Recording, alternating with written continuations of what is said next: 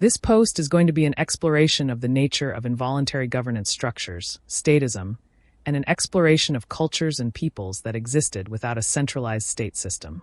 I will also be looking at the above-described systems through the lens of the permaculture design ethics and explaining why those status systems are inherently incompatible with the ethics of permaculture design.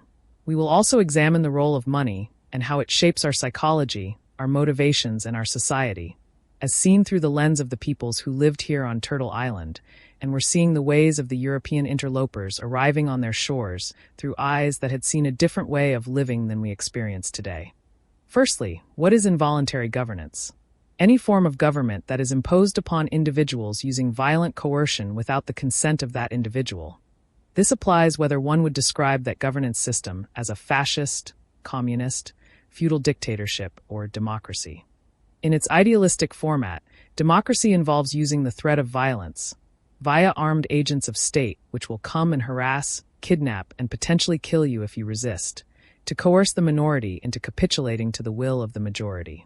That system, though it is rarely experienced by those living within nations that label themselves as such due to voting fraud, corporate lobbying, blackmail, and the hyper-consolidation of wealth allowing plutocrats to buy politicians, even if it functioned as advertised, would be inherently immoral. Threatening other people to behave as you want them to and give you their money, because you and your friends think they should, is ethically wrong. That ethical principle does not change simply because you attach the word government or democracy onto the equation. I offered a section in my book that spoke to a concept called voluntarism.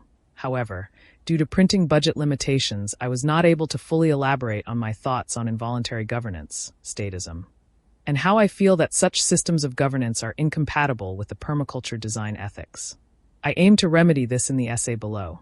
The following is an adapted excerpt from pages 293 to 301 of my recently published book, Recipes for Reciprocity: The Regenerative Way from Seed to Table.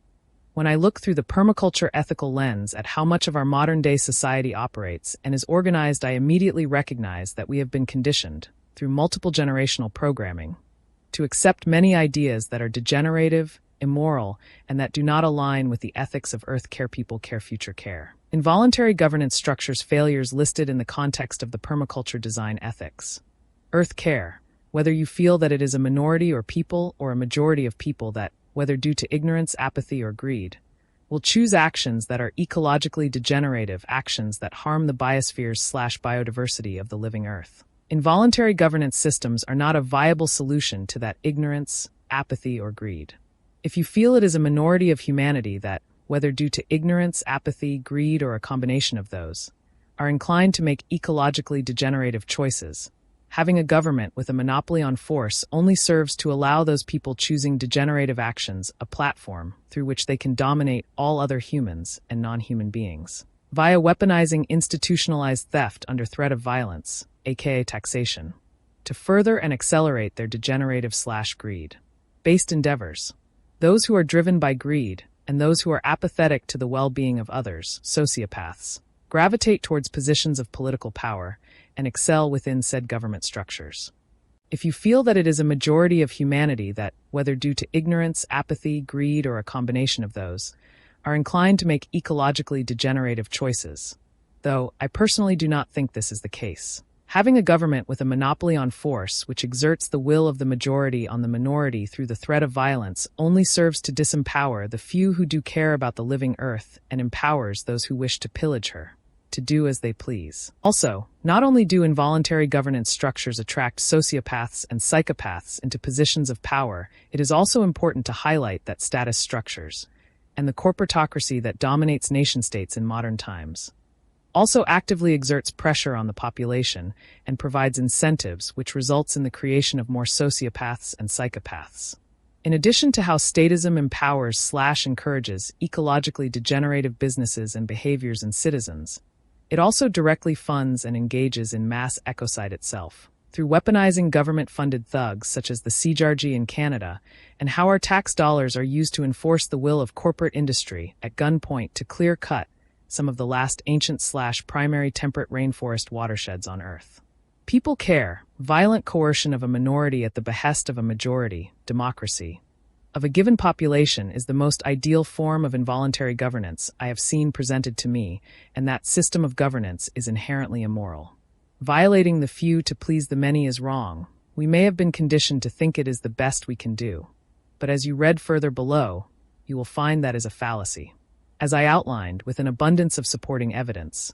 In my article on anthropocentrism and the continuity of colonialism, the repeated result of imposing statism onto cultures that existed without a centralized state previously was that agents of empire and governments were weaponized in order to commit acts of genocide, via methods such as using food as a weapon with the intentional extermination of the buffalo in order to starve and destabilize indigenous cultures so that their land could be stolen and allocated to the state. The phenomenon of statism and expansions of the imperialistic and parasitic way of living that such a system embodies, resulting in the mass murder, oppression of and theft from indigenous peoples, is not something that only exists in the past, but rather it is a ubiquitous and integral characteristic of status systems of both the past and present.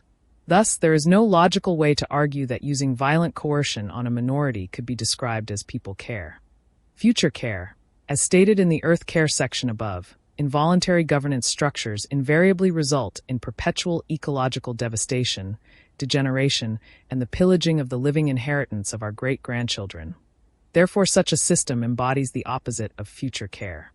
Additionally, through federal involuntary, governments borrowing from transnational banking cartels, such as the IMF and BIS, and then passing that deficit/debt onto future generations that have yet to be born, these are governance structures that essentially sell out the livelihood of our unborn grandchildren by saddling them with debt they had no choice in having added onto their tax burden.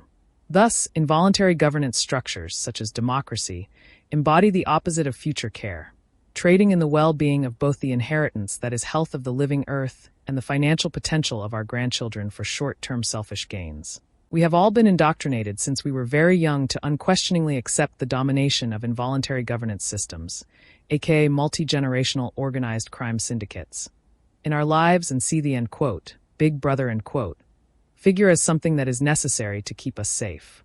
However, students of history quickly learn that the facts do not support that story of the role of governments in our lives.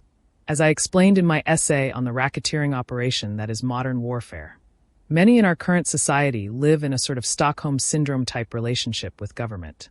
When the Italian mafia tells you they are going to provide you with protection services, and then if you do not pay up they beat you down, take your stuff, and maybe make you disappear. That is called pizzo.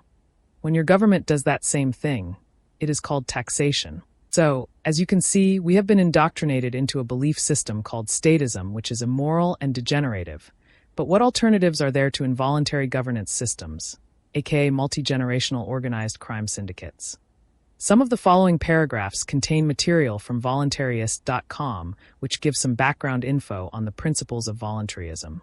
Voluntarism is the doctrine that relations among people should be by mutual consent, or not at all. It represents a means, an end, and an insight.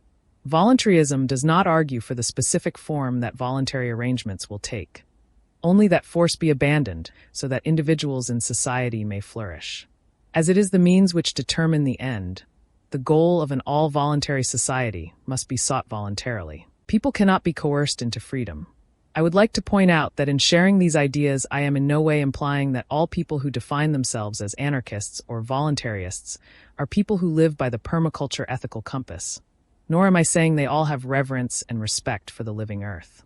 While there are a few writers, such as Paul Kudenek, Michael Lewis, and Crow Quapel of Nevermore Media, that self-identify as anarchists who also express that their innate moral compass involves making choices with reverence and respect for the living earth, I have read books by others, which often focus on humanocentric concepts such as free market dynamics and mention nothing about respecting the living earth. Thus, I am not saying that anyone who rejects statism is automatically someone that is ecologically responsible and educated. What I am saying, however, is that not only is statism inherently immoral, it also breeds increased levels of apathy, sociopathy, greed, profiteering, psychopathy, fear, materialism, and other degenerative perspectives, mental states, and behaviors, which far exceed whatever baseline level you feel exists in humans. The state represents violence in a concentrated and organized form. The individual has a soul, But as the state is a soulless machine, it can never be weaned from violence to which it owes its very existence. The epistemological argument violence is never a means to knowledge.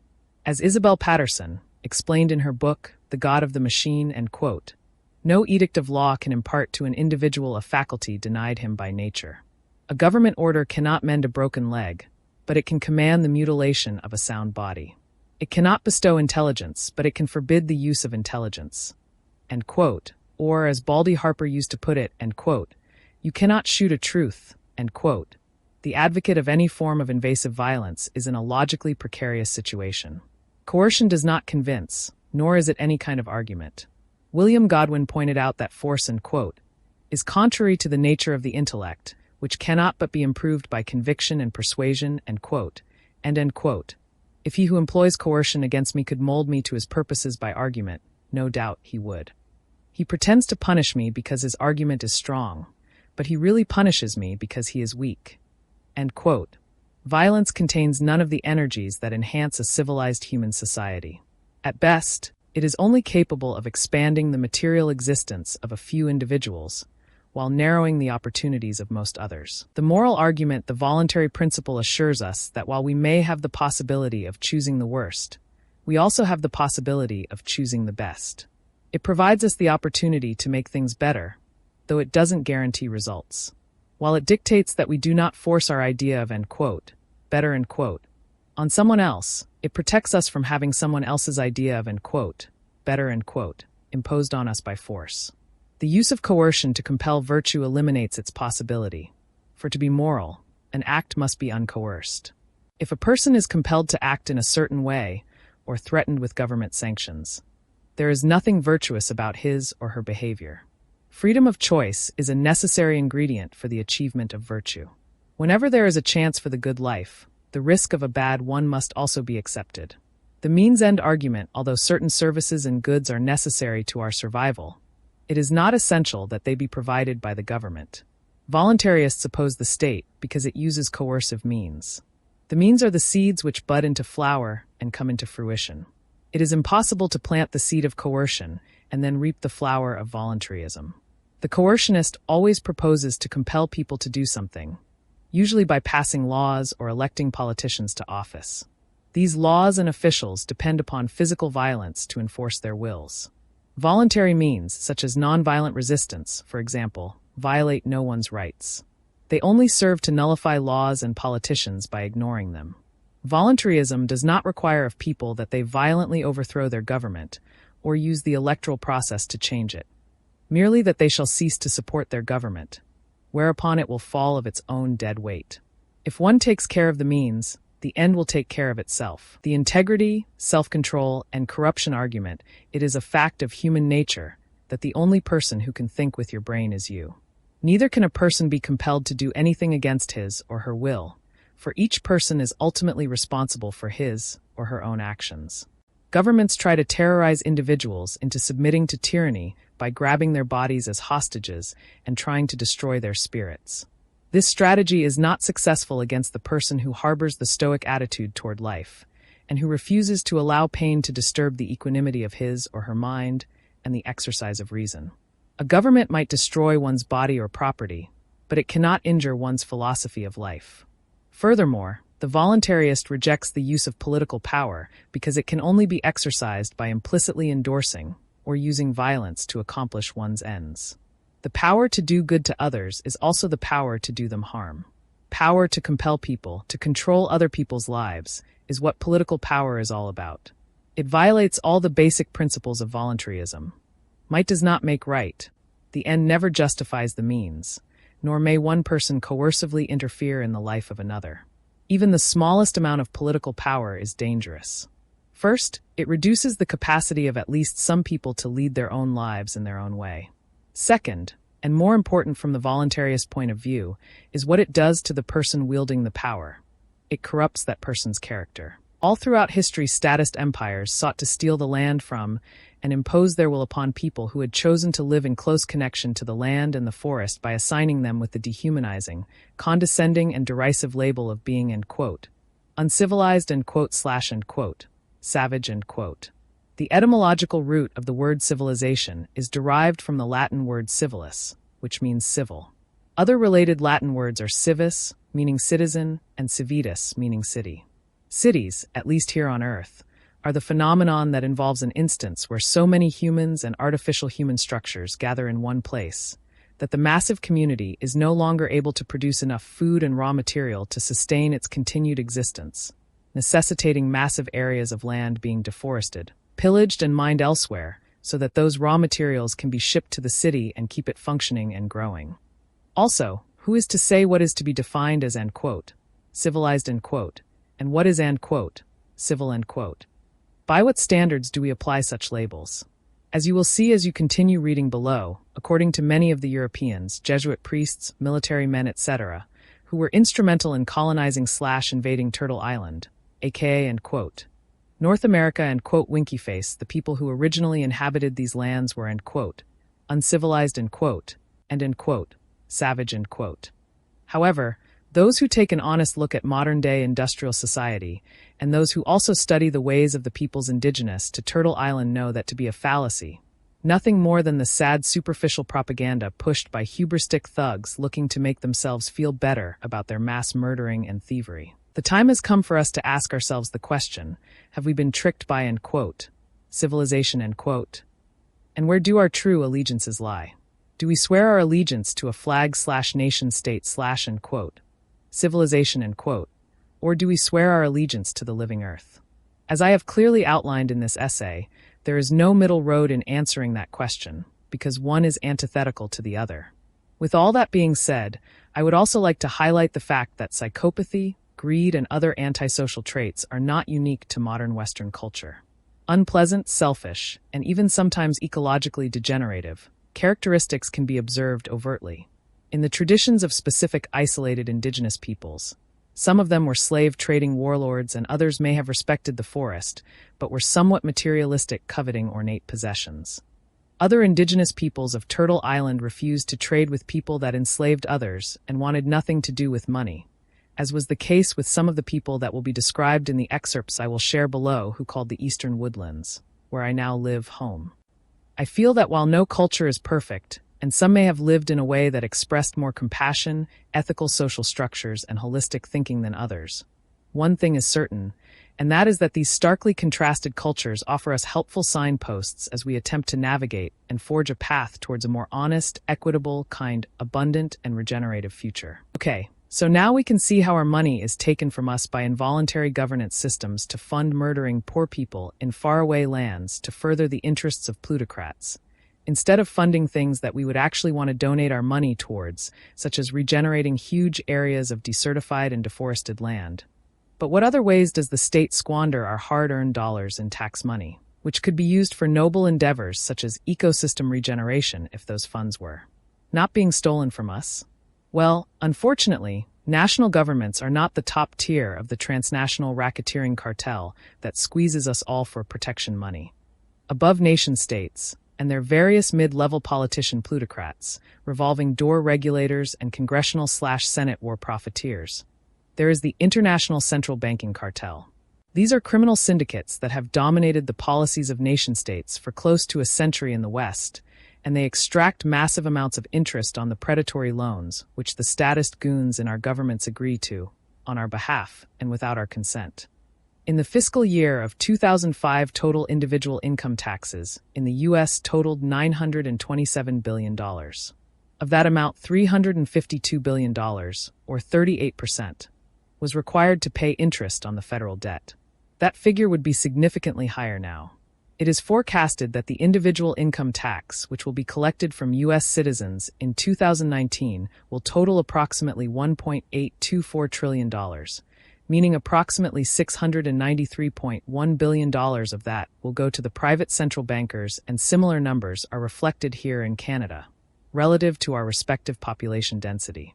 That means that in 2005, that previously mentioned $352 billion of hard-earned tax money was paid to the transnational bankers, who own the Federal Reserve. In conclusion, we have explored how supporting involuntary governance structures is antithetical to living by the permaculture design ethics, and we touched on a couple examples of how stateless societies have in fact existed for centuries, which had established a relative balance with the ecosystems that supported them, until imperialistic statist empires arrived on their shores to attack and pillage those ecosystems. I also articulated how voluntarism, which has the foundation of the non-aggression principle, offers an ethically sound alternative to the current status systems we live within. I also offered my own perspective on how, through both living by the non-aggression principle and also looking within to unlock our own innate love and gifts, we can and will peacefully and joyfully resist the corrupt empire that has been built up around us through creating regenerative oases in each of the communities where we live and render it obsolete. We will accomplish this through planting regenerative gardens, creating and sharing natural medicines with plants/fungi, creating regenerative initiatives that offer outreach programs to help the young and vulnerable in our communities find their footing, helping each other through challenging times through compassion, kindness, understanding, love, collaboration, symbiosis, and moral courage. We will show the oligarchs and their statist puppets that we can thrive and exist in peaceful symbiosis with Mother Earth, each other, and our fellow non-human beings without their corporations and corrupt, degenerative government systems. It is for times such as these that Gandhi used satyagraha, the force of truth, to resist unjust laws and empires peacefully and non-violently.